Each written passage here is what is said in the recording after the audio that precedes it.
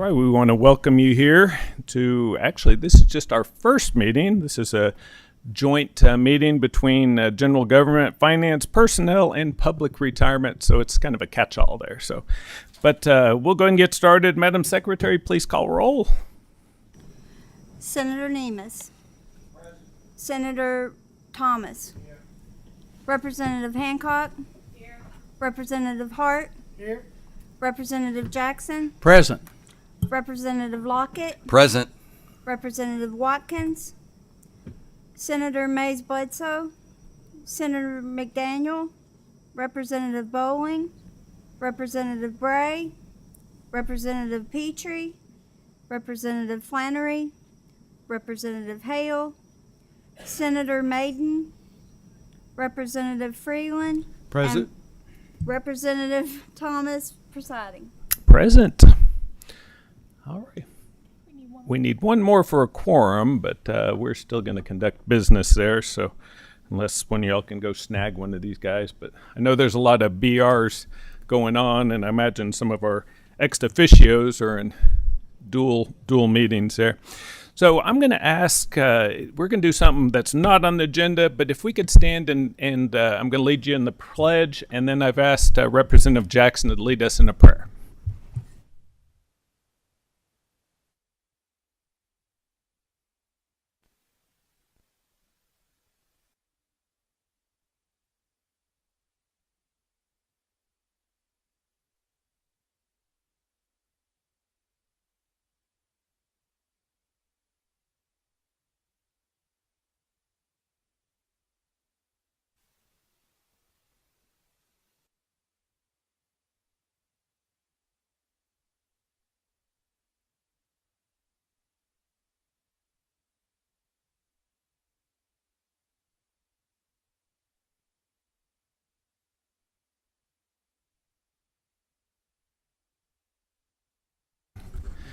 Thank you. Well, we have a pretty lengthy agenda, so we'll just go ahead and dive on in. Personnel Cabinet, HB6, talking about our catastrophe plan there. So, make sure the lights are bright green instead. I know they're always kind of a green. And then introduce yourself for the record. Good morning. I'm Robert Long, Deputy. Let me hold off. I think, does that give us our quorum? With Patrick here? Okay, we do have a quorum. So if y'all would look over the minutes real quick, which is a ways back, and if I could get a motion to approve them. Motion.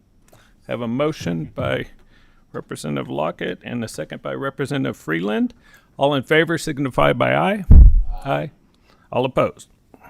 All right, sorry for that. We got a quorum. We don't want to lose it, so go ahead. That's quite right. I'm Robert Long. I'm Deputy Secretary and General Counsel for the Personnel Cabinet. And I'm Chris Chamness. I'm Commissioner for the Department of Employee Insurance in the Personnel Cabinet. And I think we were invited here today to talk a little bit about the high deductible plan that was required by House Bill 6, and I'll let Commissioner Chamness give you a brief overview, and then we'll be available for questions. Perfect. Well, good morning to the chair and members. Thank you for inviting us. House Bill 6 from the 2024 session required the Kentucky Employees Health Plan to establish a high deductible health plan by the 2026 plan year. The plan beat this deadline, and we offered a qualified high deductible health plan to all KEHP members starting this year for the 2025 plan year. Briefly, to just describe what a qualified high deductible health plan is, it is a catastrophic type plan, as the chair noted. It's the lowest premiums offered of any plan option. Higher deductibles and co-insurance rates kind of offset the risk profile of that lower premium plan. The plan cannot offer high deductible health plan members first dollar coverage under federal law. What does that mean? That means essentially that with certain limited exceptions, the high deductible health plan cannot cover certain programs at no cost to the member. The way that the plan is structured means that that cost must flow through the member and be applied to deductibles first.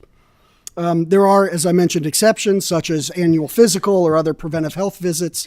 or now under recent federal legislation, other telehealth services are now exempt from that requirement. The presence of a qualified high deductible health plan would also allow a member to sign up for a health savings account. That allows members to fund, including with pre-tax funds, an account that is available through many different financial institutions and non-bank servicers. At last count, 264 plan holders have selected this high deductible health plan in its inaugural year, out of approximately 142,000 total plan holders. And then just one final note, regarding KEHP in general, we're the largest health plan here in the Commonwealth, which is ultimately a good thing. It provides the plan the opportunity to assertively negotiate rates, allows for a larger risk pool, that also allows offset of our pre-65 retirees. We're a bit unusual in that we do cover retirees on our health plan. All of that risk pooling and diversification with a large population base allows us to keep premiums lower for all members. I'm happy to answer any questions. All righty. Do we have any questions? I think we have a question from Representative Jackson. Thank you for your presentation. What are some of the benefits? I know it's the lowest price, highest deductible. What are some of the benefits of this plan for the employees? Well, thank you for the question, Representative. I mean, you've really touched on the primary benefits in terms of lowest premium available. They still have access to our total provider network through Anthem, so they can choose whatever provider they like, just like any other plan. So even though they're paying lower premium, they still have access to the full network. And then there's also the integrated pharmacy benefit that applies just like any other plan as well. But it's really that trade-off of paying lower premiums versus having that higher deductible. So especially, for plan members that may foresee that they'll have lower healthcare costs, it would be ultimately a cheaper plan for them than one of the other plan offerings. Okay, thank you. Thank you, Mr. Chairman. Senator Thomas? Is this Mr. Long? I'm No, Mr. Mr. Well, Yeah, sorry. Mr. Chambliss. Yes, sir. Mr. Chambliss, I gotta ask you this: define catastrophic for me. Well, it's a great How question. does the plan define catastrophic? Yeah. So we use that term more informally than formally, sir. So for Well, example, you know where I'm going with my question. What does the plan cover? What does this lowest cost plan cover? So it would cover medical expenses that apply to the member in all the same coverage options that we would have for other plans. It's just you're paying it for it out of your deductible longer because you have a higher deductible amount compared to other plans like our consumer-driven health plans, for example. But in terms of what it covers, it's not just limited to a catastrophic event. So I don't want to provide that sort of communication. It would cover all sorts of regular medical events that our other plans would also cover. Mr. Long, you're chomping at the bit. Yeah, to if say I could something. add, I think not working necessarily in the health insurance industry directly, as Mr. Chairman says, I think why we often call it a catastrophic is that because you have that high deductible, much higher deductible and lower premium, it's usually utilized by younger, healthier plan members who are basically weighing risk. They're deciding that I don't believe I'm going to have serious or repeated health visits, and I'm going to offset that with a much lower premium and save me money. But should I incur this serious health event, I will have this larger deductible I have to meet. But at the end of the day, if it's truly the catastrophic big event that has the several like $100,000 worth of health care required, it will be covered. And I will just pay that higher deductible. So it's really a risk trade-off. Give me a dollar amount, please. What is that high deductible? Under the plan currently, it sits above $8,000 in terms of the deductible for single, and above $16,000 for family. That exhausts all my questions, Mr. Chair. Thank you. Let's see, we don't have any more questions there. I had a representative come talk to me that said that he's talked to some of his school superintendents and they have not heard of it or anything. Is there any way we can get that message out? I know it's in the brochure, and I read the whole brochure, 42 pages or so.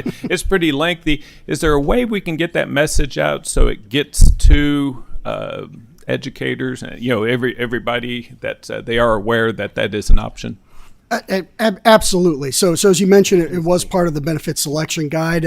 We also called it out last year during open enrollment in our letter that it was a new plan option. But we're happy to continue to highlight it, and even with that feedback, we'll look at the possibility of other one-off communications to just highlight it as an option as well. That would be great. I think with the enrollment period coming on soon there, that it'd be good to let people know, because like you said, a young person might not need an expensive plan, whereas I do. So was there another question? Oh yeah. Thank you, Mr. Chairman. So the high deductible plan is included amongst all of the other options, correct? So when you look at and go to choose your particular plan, it shows this one, it shows the next one, it shows, so they're all basically side by side as an option. Yeah, that's correct, Representative. And actually, in the benefit guide, the brochure, we actually have a chart that draws that side by side comparison to support our members in making that decision. And this is the plan that you are using to satisfy House Bill 6. That's correct. Okay, thank you. All righty. Do we have any more questions? If not, gentlemen, thank you so much for being here. These 9 o'clock meetings are a little tough, especially if you live in Western Kentucky, but thanks for being here, We gentlemen. appreciate the invite. Thank you. Thank you. All right, we're going to move right along. This is unusual. I get Veterans Affairs back in front. Usually when I was chairing Veterans Affairs, y'all were there all the time, Whitney. And now you're back here, and you just never know where you're going to appear, huh? Please, I know y'all know the routine, but make sure it's bright green and introduce yourself for the record. Good morning, Chairman. Good morning, Committee. I'm Commissioner Whitney Allen, Kentucky Department of Veteran Affairs. Go ahead, Mark. Good morning, everyone. My name is Mark Bowman. I'm the Executive Director of the Office of Kentucky Veteran Centers.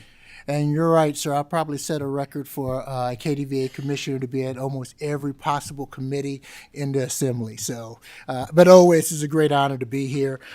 Today, I know you all want to know the progress of our soon-to-be great Veteran Center, Bowling Green, and I will turn it over to Mr. Bowman to give an update. Yes, the short answer is we hope to get in that building October 28th. That's our current schedule.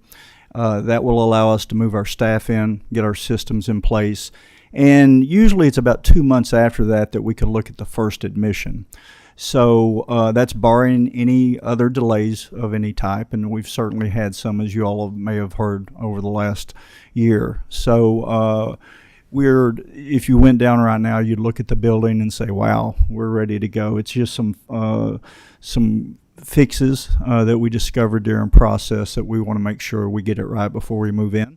And then there were some supply chain issues early on that really caused some delays, and some, weather event. If you remember, we had a little tornado down that way. It literally decimated the construction trailer, had some other little things. But really, right now, there's a couple things that are being fixed that if we run into problems with those fixes, there could be some delays, but we're not anticipating them right now. So October 28th, 2 months later, we would admit some veterans, and then we would start going through our recognition and certification process for both Medicare, Medicaid, and the VA at a little bit later date. And I'll be glad to answer any specific questions. Heading down there after this committee, they have a on-site construction update meeting today. So I'm going to go down and visit the facility this afternoon.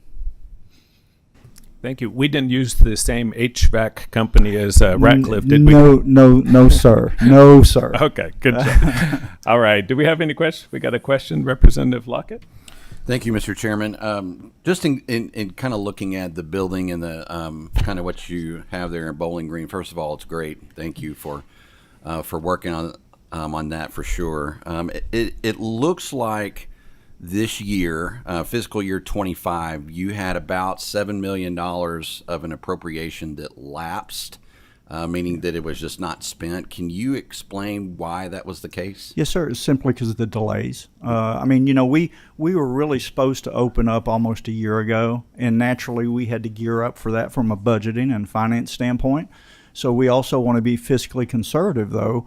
We did, when we thought we were going to be on track, we started our core staff of 16 staff, key people that would then hire their team. But as each delay came up, we said, we're not going to commit taxpayer dollars to have people sitting around any more than we already have. We can't do anything with that core group, right? And we've got a great core group, and they are being very patient and doing a lot of things to help other facilities getting geared up. So it's just literally that delay of ramping up staff and also the equipment and supplies, because we don't own the building yet until it's turned over to us. Mm-hmm. So it's just a lag effect. That's the bottom line. Is that delay or those unspent funds for FY25 going to impact your request for the next budget biennium? Yeah, I think it's gonna. And I'm not a budget specialist, but the bottom line, it's kind of like a sliding scale, right? I mean, we're going to have to slide it because we're still going to have to ramp up and stuff. So we're going to take what we have already received, and then we'll work with our budget specialist to make sure we don't ask for any more than we need, but we ask for enough to make sure we can staff that, supply it, and start admitting veterans. Thank you, Mr. Chairman. All right. Representative Jackson? Thank you, Mr. Chairman. Thank you, gentlemen, Whitney, Mark, for being here this morning. I live in Bowling Green, so this is near and dear to my heart and a lot of other people in our region. But I want to thank you for not jumping the gun and opening before it should be open. And I've seen that many times, whether in the school business, we would open a school when it probably shouldn't have been. So I want to thank you for not doing that. Because I think you're better getting everything fixed right before you open up, and it'll run smoothly then, hopefully, from that point on. But I do want to congratulate you on hiring Jason Gum. Jason is a rock star. He's as nice a guy as I've ever met. I know his dad and his brother from construction and the school business, but Jason is just a rock star, and he's going to do a great job for you guys down there, and we're very excited for the opportunity to get this open. I already have people sending me names of people that they want to try to get in, and I talked to Jason, and so we are working together, but we are really excited about the opportunity that we have with this Veterans Nursing Home in Bowling Green. So thank you, guys. Thank you, sir. And you, sir. We're blessed to have him as a member of the team, but also our whole team. You mentioned, if I can make a quick comment about not getting in before we need to. Our DECA and our project manager team and everybody is working hard and very focused to make sure that doesn't happen. So it's a collective effort. But thank you very much. And sir, thank you again. And I know all of the veteran service organizations are excited. They already got welcome packages and things like that I'm hoping to speed up my time to be admitted in Bowling Green. So thank you. All right, Representative Watkins. Thank you, Mr. Chair. I'd like to log my attendance and thank you, Commissioner Allen and Mr. Bo. The work. I'm a freshman, so that means I wasn't here when all of the good work started, but I am curious about the projected annual operations costs. Can you speak to that for me? You want to go ahead? Yeah. So for this year, of course we've not submitted our budget for the next biennial. We're working on that now. But this year we have an operating budget of about $15 million and change. Now, probably not going to hit that for the very reasons we just talked about. But we did set ourselves up for success if we get in and can ramp up accordingly. But that's where we're at right now, and we'll be working on those projections and that submission for this upcoming budget submission. Thank you, Mr. Chair. All right, thank you. Do we have any more questions for these gentlemen? Okay, Commissioner Allen, I'm going to give you just a sec to talk about an event you're having next weekend or next week, Thursday and Friday, and I'm going to get to stay the whole thing this year. The first time you scheduled it where it's no committees going on, so thank you for me. Hey, sir. Well, I was hoping to schedule for committee so I don't have to show up, but no, I'm just kidding. Hey, sir, thank you for the opportunity, team. I'd just like to say next week we will have our 5th annual State Commanders Conference in Lexington. Every year we bring in all of the Veteran Service Organization leaders, major veteran community leaders, state government officials, federal VA leaders as well, and come together and talk issues and challenges that veterans face. This year we will have the acting undersecretary of VA that will be in, as well as individuals from national organizations such as the VFW, Veteran Justice Commission. We even will have a representative from the FBI to talk about fraud. So we like to break the great leaders there. The Lieutenant Governor will definitely be one of our guest speakers for some awards. So, and Representative Thomas has always been a present there, and we try to keep it bipartisan. So it'll be a great event. We'll have about 110 veteran leaders there. It's invite only, so we want to bring the top leaders in and get them started for a great fiscal year. It is. It's a wonderful event, and we appreciate you hosting it. I think it's the 5th annual, so Yes, sir. been doing it for 5 years. Yes, So sir. did that start in your administration? or- Yes, sir. Actually, under Secretary Jackson, but as he got promoted, I took over. You took over, and, okay. Every event has been under my team, under my leadership. Yes. Awesome. Well, thank you for putting that on. Alrighty, we will move to our next presenters, and thank you all so much for being here, and sorry to get you up so early. No problem. Thank you, Chairman. Thank you, committee members. Alrighty, at this time, let's have Allison Balls, Lauren, and John, if y'all want to come up. And I'm going to take a moment. Oh, and Allison, sorry, there's polls here. I saw you come in, but then I saw you leave too, so I didn't know if you had multiple tasks there. I want to introduce Heather King. She is going to be our fiscal analyst. That's kind of a tongue twister there. So we want to welcome her. She's only been here a couple months. And 3 weeks, not even a month yet. So you'll see her at all of our meetings as the next year goes on there. So, alrighty, y'all know the routine because we see you quite a bit. So thank y'all for being here, and make sure the light's green. Introduce yourself, even though we all know you. Thank you, Mr. Chairman. My name is Allison Ball. I am the Kentucky State Auditor. To my left over here, I have my Chief of Staff, Lauren Ferguson. To my right, I have with the Ombudsman, John Great. And I'm going to give you a quick overview. I know you've only given us a few minutes, so I'm going to hit the highlights. And I will say we are still preparing the budget, which you'll be receiving those documents when the time is appropriate to turn that over. But just to highlight a few things that are going to be in there, so that way you'll know what to look for. By way of background, it's helpful to remember that our agency is a little bit different than some of the other agencies because we are a billing agency. So the bulk of our work is actually generated by earning the payment that we get for doing audits. So we charge counties, we charge cities, we charge a lot of the entities that we audit to be able to perform those audits. So it's helpful to remember that in the background. This isn't all general fund. It isn't even majority general fund. We're mostly a billing agency, and that creates its own challenges and its own kind of unique situations that we have to deal with, especially when it comes to hiring and issues like that. We're beginning to see something that I want to put on your radar. For the first time that I know of, we're beginning to get pushback to some of our bills.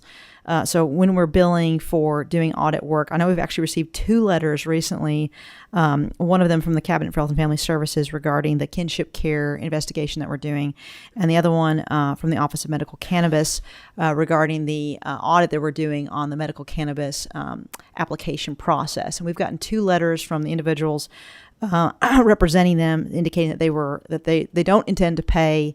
At least that's what those letters seem to indicate at this point in time. So that's the first time we've begun to encounter that. I just want to have that on the radar screen. Hopefully those issues don't actually amount to anything. They get resolved, but it's looming. It's on the horizon, and it could impact the way we do our work. Just also by way of pointing out something. KRS 43.050 says we shall charge for services. So we don't really have a lot of discretion when it comes to what we do. It would be nice to do work and not have to charge people. In a perfect world, that would be the case, but we do have to pay auditors to do the work. And so unfortunately, that's just the cost of doing business. Okay, a few things I want to mention. The budget that we submit is going to look very similar to last budget that we submitted. There will be a few things I just want to point out, and this was in the last budget. Outlier credit. This is something that seems like it's very helpful for counties that have excessive fees. So for some reason, it may be that, like for some of the eastern Kentucky counties that had the floods, some of those counties had really high fees, like unusually high fees. And so they were termed to be an outlier. There was something unusual about it. And outlier credit is a way to make it not too burdensome. And these were significantly outliers. It wasn't just a little bit. These were burdensome amount, especially when you look at some other factors that were going on in those particular counties. That seems to be helpful to just alleviate some of those burdens. So the outlier credit is something that we'll be hoping to see and submit again this time around. Something else I want to point out to you, last time we were here, the Ombudsman's office transitioned to my office. So there were some funds appropriated for that transition process, and we're going to be asking for some of that to continue because we've changed the structure quite a bit with what existed previously when it was a part of the Cabinet for Health and Family Services. There was a lot of remote work. We're having a lot more in the office work, and so that just means more desks, more payment for electricity, etc. And then we had to staff up to be able to do some of the work that we wanted to do in some instances. So those things I think are worth you remembering, is that some of that will actually be continuing into the next budget cycle. Another issue that I think is worth pointing out, last time there was a designation in our budget that said revenue replacement, and it was for the local government audits, those were for county audits. And that was something we used to plug in. Sometimes we have to turn away audits because we don't have enough staffing to do it. So there's a lost revenue aspect to that. And then we've been able to use that appropriation to fill in some empty spaces so we can do more work. That's, I think, been really meaningful for the counties, that we don't have to have some outside CPAs do that work.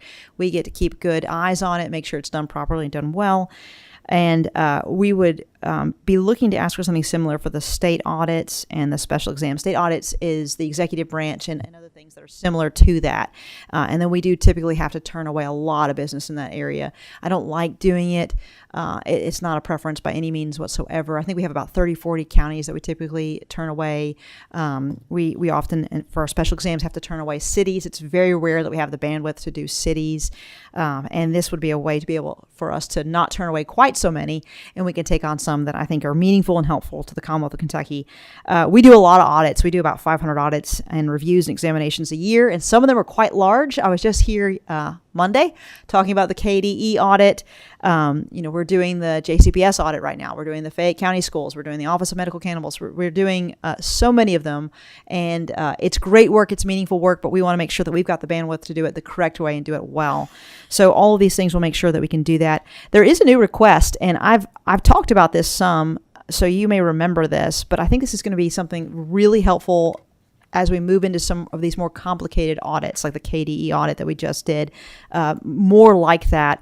It used to be that there was an emphasis of performance audits within our office, and just because of a bandwidth issue that's fallen away, performance audits are really useful to the Commonwealth. They look to see, are you getting a return on your investment? Are you efficient? Are you performing the way that you want to with this money? I would very much like to reincorporate that into the office. We have the legal authority to do it, so we don't need anything more from the General Assembly to do it. We just need some funds. So that's something that is going to be a new request, different from previous years. So we're going to be asking for an appropriation to get this division started up. Once it's started, it could be a general fund if you all felt like that was the appropriate way to do it, but we also could just bill it like we do our other audits. But we need some seed money to get it going and get it in place. And I have some numbers prepared on that one, but if you want, we can also wait until that's all brought to your attention.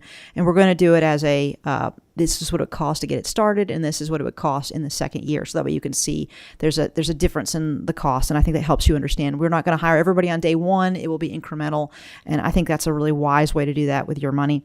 There's also another new request. So the Ombudsman's Office, we've beefed it up, and it's doing great work. It's doing some work on the foster children that have been identified as sleeping in office buildings, a variety of other issues that are unique to the Cabinet for Health and Family Services.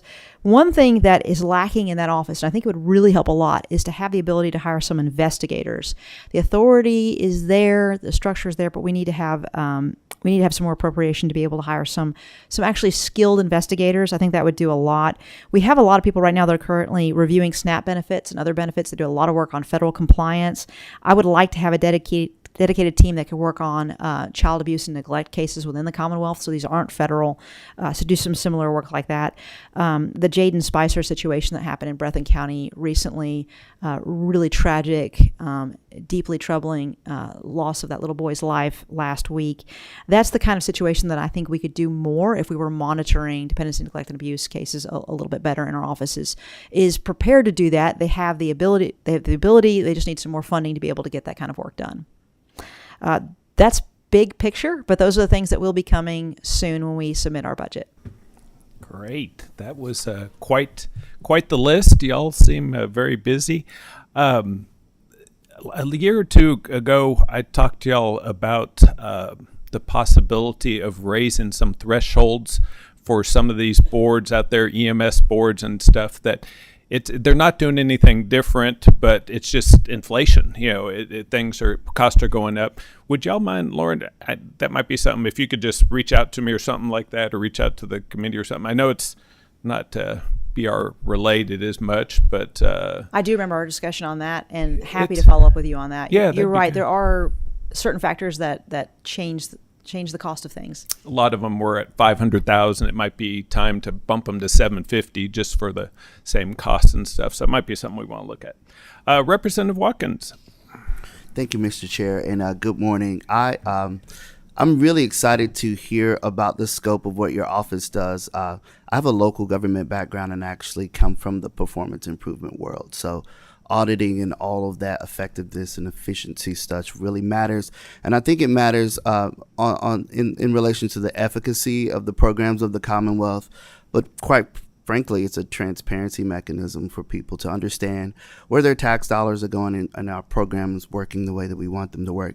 I want to make sure I'm clear on performance auditing. Did you say your office is currently is that not within the scope of your office and you want to add that? So we have the legal authority to do that. Nothing has changed under the law. So Auditor Crit Llewellyn, that was a big part of her administration and what she did.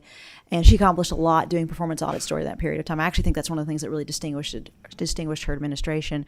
So we still have all the authority that she had then to do that. We have the authority, which is really good. So we don't need a statute change.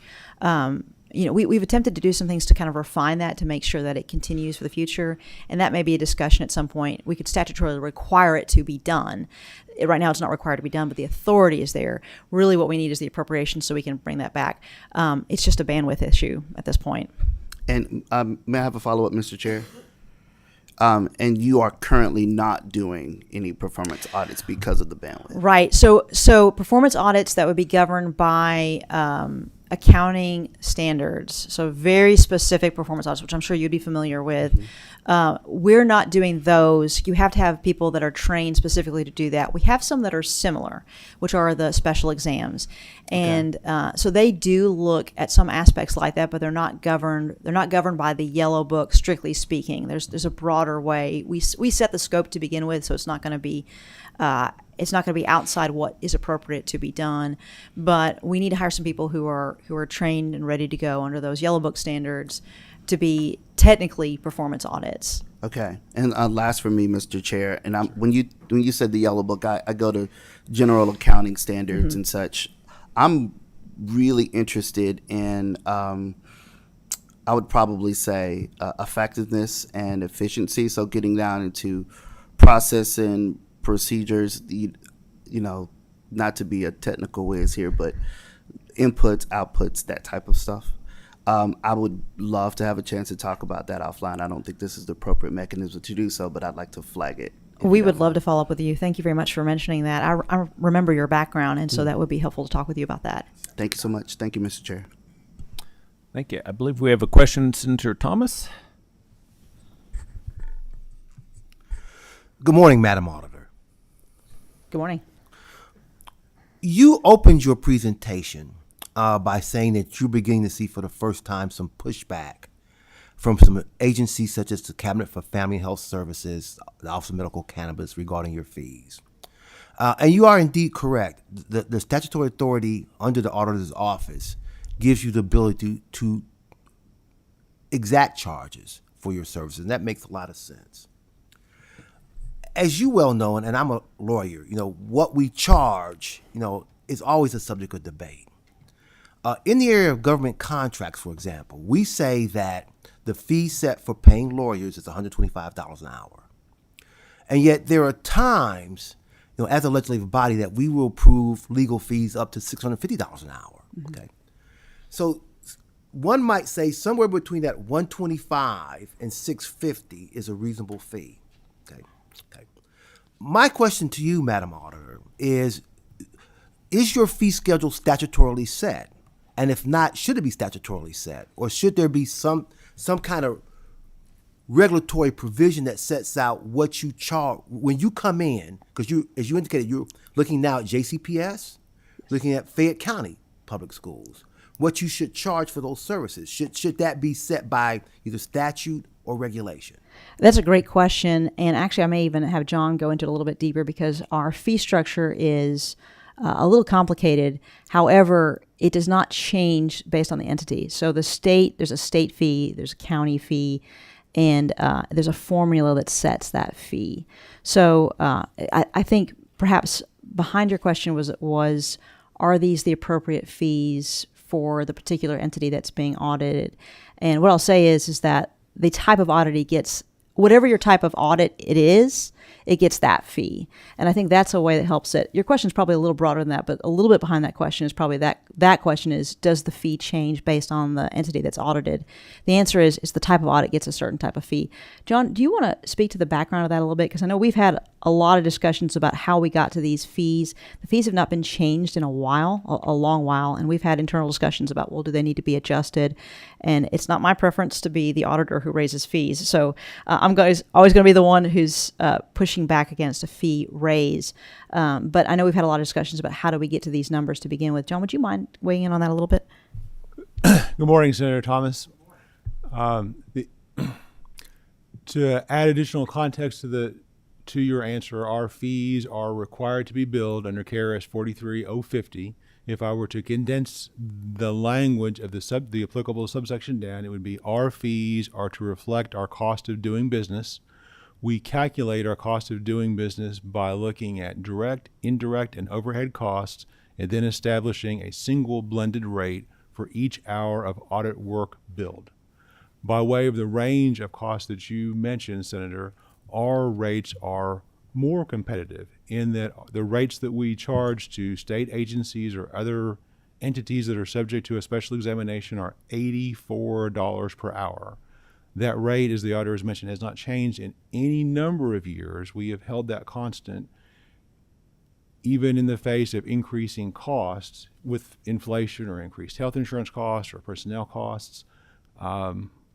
But we do, every biennium, we do a set of calculations to authenticate that the cost of doing business is reflected by the rate that actually goes out the door, which is a constant $84. And for the committee, by way of a blended rate, we can have an auditor 6, career professional who's been in state government for 20 years doing this versus an auditor 1 versus an audit manager. It all blends out to $84 as opposed to doing something versus, as a lawyer, Senator, you might have a one rate for a partner versus one rate for an associate versus one rate, let's say, for a summer law clerk. We just use a blended rate because it's simpler and saves a little bit of red tape. But at the end of the day, everything comes out to reflect on the bottom line our cost of doing business. Is that the background you were looking for? Yes, thank you very much, John. I appreciate that. And I'll also just mention that it is lower than our peer states, which is just helpful by comparison. That's a very helpful question. answer, I mean. Thank you very much. Thank you, sir. All right, good question. Representative Lockett. Sorry to jump over you there. That's okay. Thank you, Mr. Chairman. I actually have kind of a two-part question for you. First of all, I want to say thank you for all the work that your office is doing in our state. You're doing a great job. You mentioned, as the senator mentioned as well, in terms of getting pushback on these agencies paying bills. Can you go into a little more depth in terms of why they are pushing back? I would love to. I don't know that I have a great answer for you. I have a couple of letters, and we could go through the letters, but they're not overly detailed. The kinship care one, I think that they actually just sort of objected to us looking at anything at all, and that's actually a subject right now of a lawsuit. So I'll be careful what I say about that one, just because it's ongoing litigation. But that's that issue. That's the kinship care issue. The medical cannabis. They listed a few reasons for why it was a lot we were asking for, not the fees, just the documentation that we requested. It's nothing out of the ordinary from what we would typically do with an investigation, so I don't have a strong answer for you. It might be helpful to ask the cabinets themselves, the Cabinet for Health and Family Services, and then the Kentucky Office for Medical Cannabis, which I believe is under the Cabinet for Health and Family Services. Those are the two that we've gotten some initial pushback. It's possible that will all be resolved, especially since we do have some litigation ongoing on the kinship care issue. So I can't give you a great answer other than we've gotten some letters saying we don't agree. And it seems to be we don't particularly agree with the investigations themselves. So is there, and you mentioned the lawsuit, so outside of going to court and litigating the whole thing and costing taxpayers even more money, do you see that there's any kind of legislative change that could happen to enforce the shall that's in KRS 43, whether it's I don't know, but do you see anything there that could be added to make that stronger?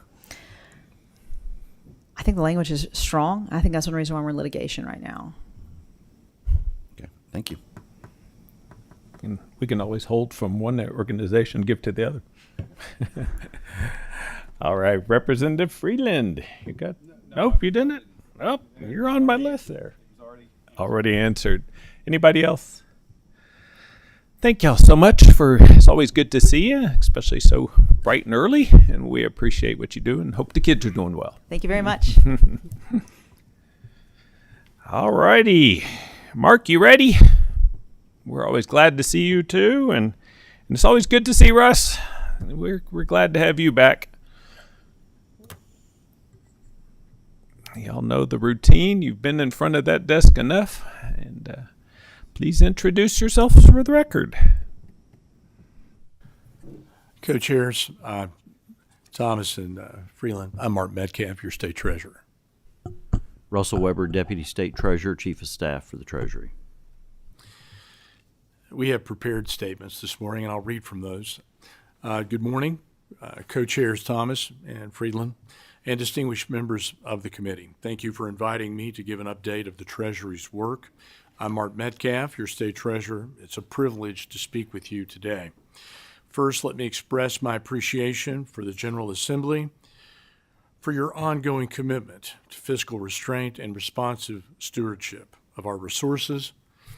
Since 2017, your conservative leadership has elevated Kentucky's financial outlook while providing significant tax relief to families and businesses across the Commonwealth.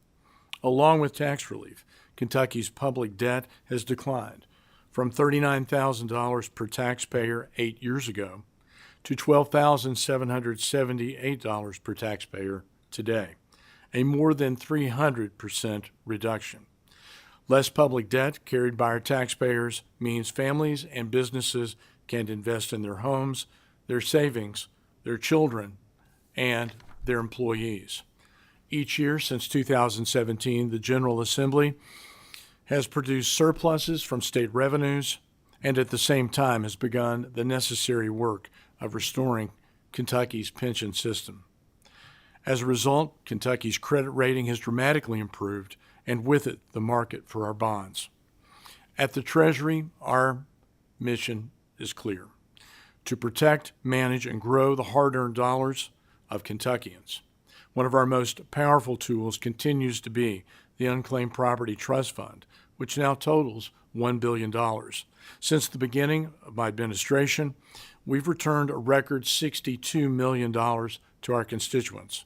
These returns have improved people's lives, from reuniting families with past due child support to helping individuals, businesses, and local governments recover essential funds. Moreover, the trust fund is presently sending back to the state nearly $50 million annually after meeting all expenses associated with the Treasury's management of these assets.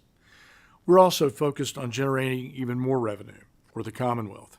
As chair of the State Investments Commission, I'm glad to report that Kentucky's investment strategies produced nearly $1.4 billion in earnings over the course of fiscal years 24 and 25.